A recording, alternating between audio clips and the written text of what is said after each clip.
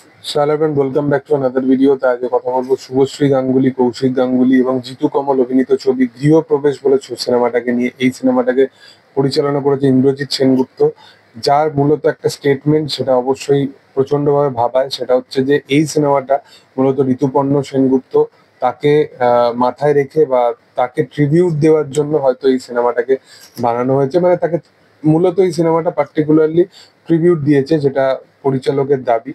এবং সেই জায়গায় দাঁড়িয়ে সিনেমাটা দেখার যে ইচ্ছাটা সেটা আরো বেশি প্রকাশ পায়। এবং মূলত সিনেমাটা কেমন হয় এই বিষয় নিয়ে তোমাদের সাথে কথা বলবো। দেখো, ফিমেল কেন্দ্রিক সিনেমা বা ফিমেল ওরিয়েন্টেড সিনেমায় মূলত যেরকম সোশ্যাল মেসেজ দেওয়ার প্রচেষ্টা ঋতুপর্ণ করেছিল, আজ পর্যন্ত বাংলা সিনেমায় জগতে দাঁড়িয়ে শুধু বলবো না, ইন্ডিয়ান সিনেমার জগতেও কিন্তু এরকম পরিচালক পাওয়া খুব মুশকিল।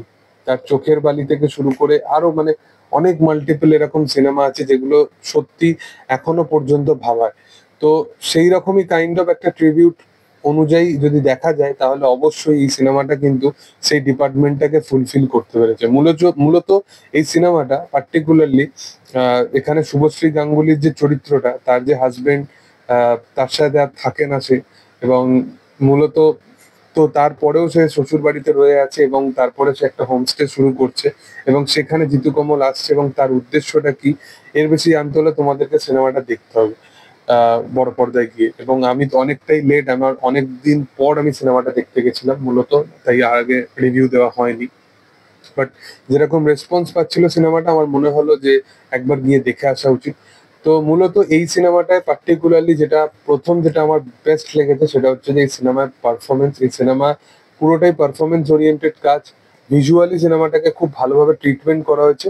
এবং এই সিনেমা ভিজুয়ালি তুমি যদি দেখো, মানে কিছু কিছু দৃশ্য আছে, কিছু কিছু ফ্রেম আছে যেগুলো ধরো ওয়ান টেক নেওয়া বা ওয়ান শটে নেওয়া, সেগুলো দেখতে বেশ ভালো লাগে। এছাড়া অভিনেতাদের পারফরমেন্স সত্যি দুর্দান্ত। সেখানে শুভশ্রী গাঙ্গুলি সে নিজের জায়গায় দারুণ কাজ করেছে। কৌশিক গাঙ্গুলিকে অ্যাজ এ অভিনেতা হিসাবে তার আমি প্রচন্ডভাবে ফ্যান, এবং সে এই সিনেমাতেও কোনোভাবে সেই জায়গায় মানে কোনো খামতি রাখেনি। জিতু কমল জিতু কমল ভালো চরিত্র পেলে, ভালো কাজ পেলে সেটা বারংবার সে মানে এক্সাম্পল সেট করে এসছে যে সে যদি ভালো চরিত্র পায় সে ভালো কাজ করবে, এবং সেটা আরো একবার হয়ে দেখিয়েছে। এবং শুভশ্রী গাঙ্গুলিকে ব্যাপক লাগে দেখতে পুরো সিনেমা জুড়ে। এছাড়াও যার কথা না বললেই নয়, সেটা হচ্ছে রুদ্রনীল ঘোষ। সে দারুণ কাজ করেছে, সে ফাটিয়ে দিয়েছে। ইভেন সিনেমার মধ্যে একটা পোর্শন আছে যেখানে রুদ্রনীলকে ইমোশনালি একটু ভেঙে পড়তে দেখতে পাবে, ক্যারেক্টারটাকে একটা জায়গা আছে, সেই জায়গায় তার পারফরমেন্স শুধুমাত্র দেখবে দারুণ। এবং আমি তো বললাম ভিজুয়ালি ভালো, গানগুলোকে ভালোভাবে ইউজ করা হয়েছে। তো মূলত আমার পার্টিকুলারলি এই সিনেমাটা বেশ ভালো একটা সিনেমা লেগেছে। সিনেমা অবশ্যই কিছু দিক আছে যেগুলো অবশ্যই খামতি লাগবে। যেমন এই সিনেমায় মূলত সিনেমা যতটা একটা লং রানিং লেন্থের সিনেমা, তো সেখানে কোথাও গিয়ে কিছু কিছু পোর্শন আছে যেগুলো তোমাদেরকে খুব রিপিটেটিভ মনে হবে।